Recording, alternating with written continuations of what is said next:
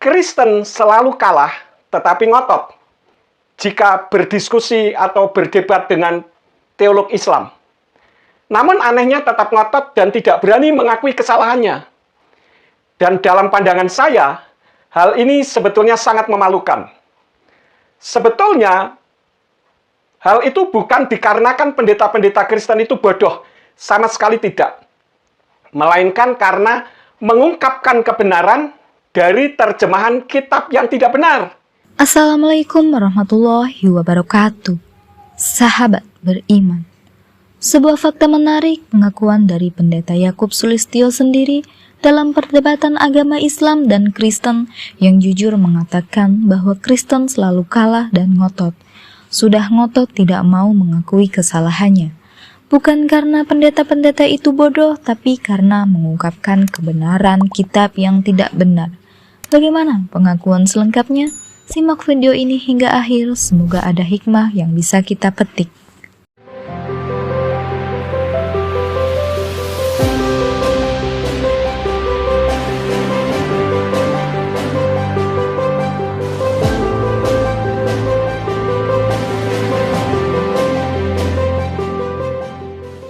Shalom Kafirin, sahabat-sahabat, Bapak Ibu, Saudara sekalian yang kekasih di dalam nama Adonai Yeshua HaMashiach.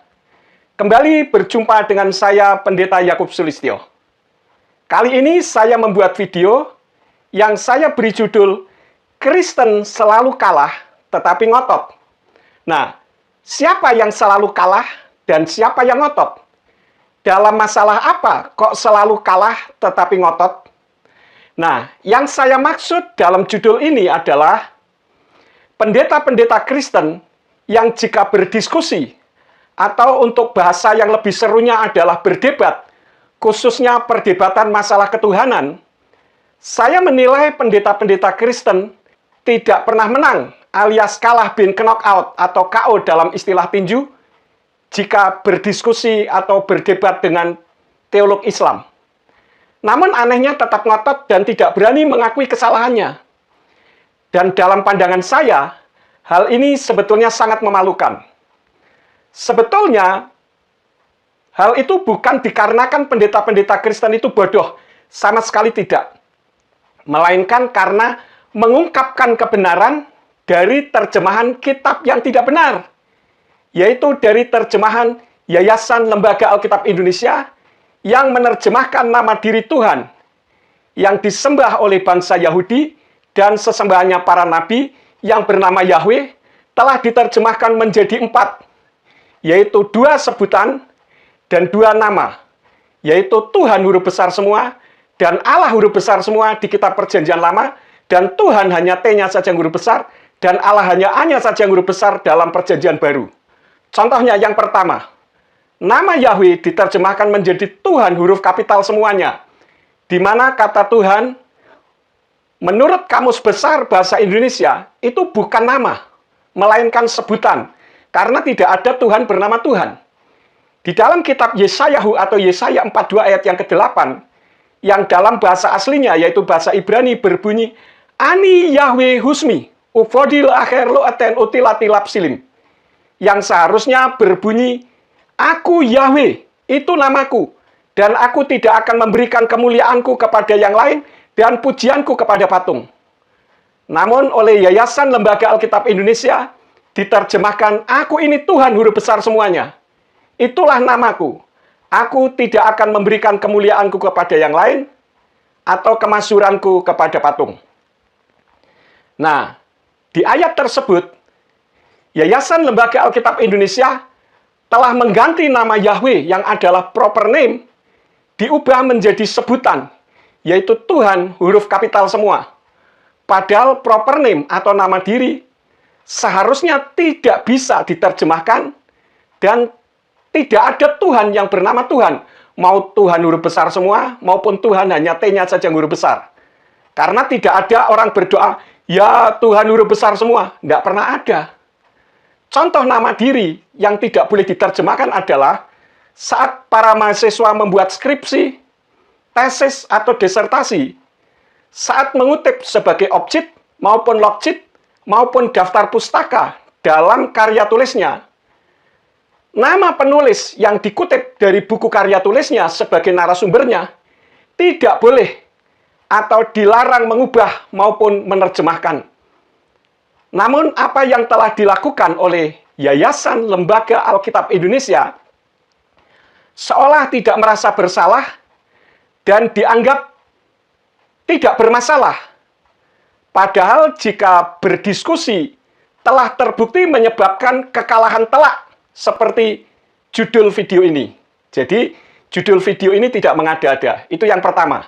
Di mana nama Yahweh diubah menjadi TUHN huruf besar semua. Yang kedua, nama Yahweh oleh Yayasan Lembaga Alkitab Indonesia diterjemahkan menjadi Allah, ALLAH, huruf kapital semuanya.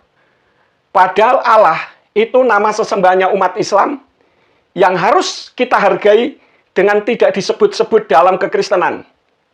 Karena antara Kristen dan Islam memang berbeda, totally different. Nanti saya tunjukkan bedanya. Tapi kan bukan berarti perbedaan itu berarti bermusuhan. Saya dan pemirsa juga beda. Beda kulit, beda wajah, beda silsilah, beda rambut, dan sebagainya. Tetapi kan saya dengan saudara tidak saling bermusuhan. Dan saya punya banyak sahabat dari Islam, tetapi orangnya baik-baik. Tutur katanya sopan, dan tidak brutal seperti kaum radikalis, yang justru merusak agama Islam yang katanya rahmatan lil alamin.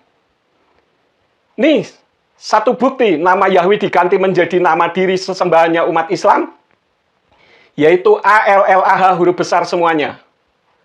Yang sebelumnya pernah dipakai oleh Kristen Arab karena mengadopsi nama sesembahannya suku Quraisy, yang nama sesembahannya adalah Allah, entah itu huruf besar semua maupun huruf kecil semuanya, yang merupakan satu di antara 360 dewa mereka. Dan ini Islam belum lahir, Bapak Ibu Saudara sekalian. Contohnya, di dalam ayat Kitab Kejadian pasal 15 ayat yang kedua, dalam bahasa Ibrani berbunyi, Wa yomer Avram Adonai Yahweh mati tenli wa anoki holek ariri uven mesek beti huda mesek Eliezer. Yang artinya, dan Avram berkata, Ya Tuhan Yahweh, apa yang akan engkau berikan kepadaku, sedangkan aku tidak mempunyai anak, dan ahli waris di rumahku ialah Eliezer orang Damsik. Jadi di situ disebutkan Tuhan Yahweh. Tetapi Lembaga Alkitab Indonesia menerjemahkannya, Abram menjawab, Ya Tuhan Allah, ALLAH, huruf kapital semua. Apakah yang akan engkau berikan kepadaku? Karena aku akan meninggal dengan tidak mempunyai anak, dan yang akan mewarisi rumahku ialah Eliezer orang Damsyik itu. Nah, di sini nama Yahweh diganti menjadi ALLAH huruf besar semuanya. Itu yang kedua. Yang ketiga, nama Yahweh oleh Yayasan Lembaga Alkitab Indonesia diterjemahkan menjadi Allah hanya saja huruf besar. Padahal dalam kitab Matius 4 ayat yang keempat, yang tertulis dalam kitab berbahasa Ibrani, kalau dibaca berbunyi, Wayaan wayomar katuf, kilo al-halchem, levado yikyeha adam, ki al-kal motsa pi Yahweh. Jadi seharusnya terjemahannya adalah berbunyi sebagai berikut. Namun seraya menanggapi, dia berkata, telah tertulis, bukan oleh roti saja manusia akan hidup, melainkan oleh setiap firman yang keluar melalui mulut Yahweh. Jadi dalam bahasa Ibraninya di situ Yahweh. Namun Yayasan Lembaga Alkitab Indonesia menerjemahkannya sebagai berikut. Dari setiap firman yang keluar dari mulut Allah, hanya saja yang huruf kapital. Itu yang ketiga.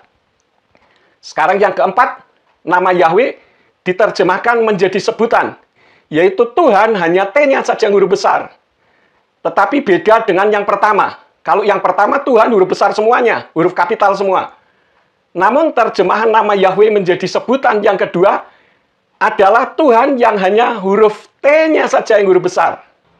Huruf T saja yang di awal sebuah kata. Contohnya, di kitab Matius atau Matius pasal 2 ayat 19, yang berbunyi, Wa yehi akharei Mot Horedos, Wayera Malak Yahweh, Bakalom El Yosef, Bemitzrayim Lemor, yang artinya, dan sesudah Horedos atau Herodes mati, lihatlah, malaikat Yahweh menampakkan diri melalui mimpi kepada Yusuf di Mitzrayim. Seharusnya demikian, atau Yosef di Mitzrayim. Namun Yayasan Lembaga Alkitab Indonesia menerjemahkannya seperti ini. Setelah Herodes mati, nampaklah malaikat Tuhan, hanya T-nya saja yang huruf besar. Padahal di dalam kitab berbahasa Ibrani-nya tadi Yahweh. Kepada Yusuf dalam mimpi di Mesir, katanya. Nah, jadi yang keempat, nama Yahweh diubah menjadi Tuhan, hanya T-nya saja yang huruf besar. Nah, akibat kesalahan terjemahan tersebut, menyebabkan pendeta-pendeta di Indonesia kebanyakan tidak mengenal nama dan pribadi Yahweh, melainkan lebih mengenal Allah. Sehingga jika berdebat dengan teolog Islam, tidak mungkin menang. Sehingga terasa memalukan. Selalu kalah tetapi ngotot. Saya sudah pernah sampaikan melalui video-video saya yang lalu, bahwa Islam dan Kristen itu benar-benar berbeda secara total. Totally different. Sehingga tidak bisa disama-samakan.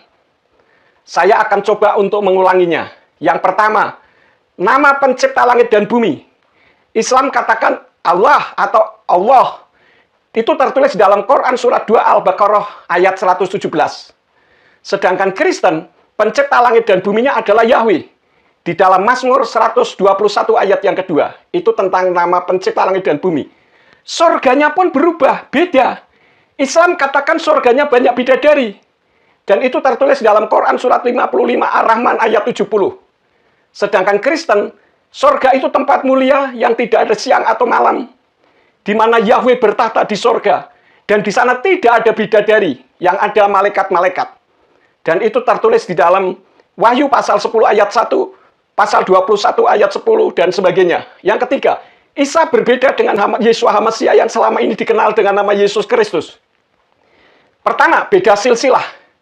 Quran surat 19 Maryam 28. Di dalam Quran surat 19 Maryam ayat yang ke-28, dikatakan bahwa ibunya Yeshua, itu ibunya Isa ya, itu masih saudaranya Miriam, saudaranya Aharon. Sedangkan di dalam kitab suci Nasrani, Miriam ibunya Yeshua HaMashiach, yang selama ini dikenal dengan Yesus Kristus, itu beda 1500 tahun dengan Miriam saudaranya Aharon. Jadi ini silsilahnya sudah berbeda. Ya. Kemudian tempat lahir. Isa dilahirkan di bawah pohon korma. Dan itu tertulis di dalam Quran surat 19 Maryam ayat yang ke-23. Sedangkan Yeshua yang selama ini dikenal dengan Yesus Kristus, itu lahirnya di Migdal Eder. Ini beda yang kedua. Padahal beda satu saja sudah bukan pribadi yang sama. Kemudian kematiannya. Isa tidak disalib. Di dalam Quran surat 4, An-Nisa ayat 157. Sedangkan Yeshua mati disalib. Tertulis dalam Filipi 2 ayat 7-8. Dan disaksikan oleh banyak orang. Yang keempat, jabatannya terhadap Isa sebagai utusan Allah hanya sebagai nabi saja. Sedangkan Yeshua sebagai juru selamat umat manusia. Sedangkan Isa diajar menulis, diberi hikmat, dan diberi Injil oleh Allah. Sedangkan Yeshua adalah Injil dan hikmat itu sendiri, dan dia adalah juru selamat manusia. Isa diajar menulis, diberi hikmat, dan diberi Injil oleh Allah. Dan itu tertulis di dalam Quran surat 5 Al-Maidah ayat 1. Sedangkan Yeshua HaMashiach, itu hikmat itu sendiri, dan Injil atau kabar baik itu sendiri. Yaitu Yahweh yang turun ke bumi dalam wujud seperti manusia. Filipi 2 ayat yang ke-8. Di dalam Indonesian Literal Translation diterjemahkan, dan supaya didapati dalam pora seperti manusia. Jadi dia bukan manusia, hanya seperti manusia. Dia sudah merendahkan dirinya sendiri dengan menjadi taat sampai pada kematian. Bahkan kematian di kayu salib. Namanya pun beda. Isa itu hanya ada di dalam Al-Quran. Sedangkan nama juru selamat di dalam Kristen Arab adalah Yeshua. Kemudian yang selanjutnya, Isa pernah menciptakan burung dari tanah. Dan itu tertulis dalam Quran surat 3 Ali Imran ayat 49. Sedangkan Yeshua HaMasyiah tidak pernah menciptakan burung dari tanah. Yang Yeshua HaMasyiah lakukan adalah membangkitkan orang mati. Yohanes 11 ayat 43-44. Menyembuhkan orang sakit. Membebaskan orang yang dirasuk setan. Matius 8 ayat 16. Dan bahkan ketika di bumi dia berkuasa untuk mengampuni orang berdosa. Itu tertulis dalam kitab Matius 9 ayat yang ke-6 dan lain-lain. Jadi tidak ada alasan untuk diperdebatkan. Jadi yang masih memperdebatkan antara Kristen dan Islam, ini menunjukkan tidak mengerti jika dua agama itu memang berbeda. Seperti kuning dan hijau, hitam dan coklat. Dan pendeta-pendeta Kristen, karena menggunakan Allah, ya tidak bakalan menang menghadapi teolog Islam. Karena dianggap satu Tuhan yang sama, yang membawa ke surga, yaitu Allah. Yang dalam Kristen salah terjemahan disebut Allah Bapa. Hanya beda nabinya. Islam mengatakan nabinya Muhammad SAW, dan di Quran disebut Isa. Hanya sekedar nabi dan bukan Tuhan.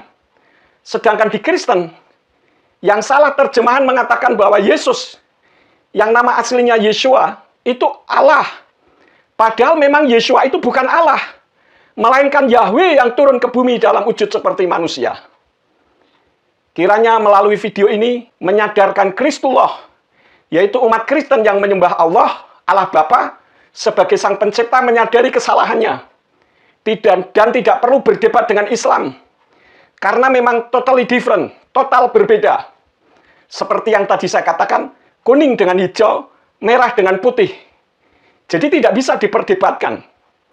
Yang penting saling menghormati sebagai saudara sebangsa dan setanah air di Negara Kesatuan Republik Indonesia yang berideologi Pancasila. Kiranya video ini akan membuka wawasan umat Kristen atau pendeta-pendeta Kristen yang selama ini menganggap Isa itu sama dengan Yeshua HaMasyiah atau yang mereka sebut Yesus.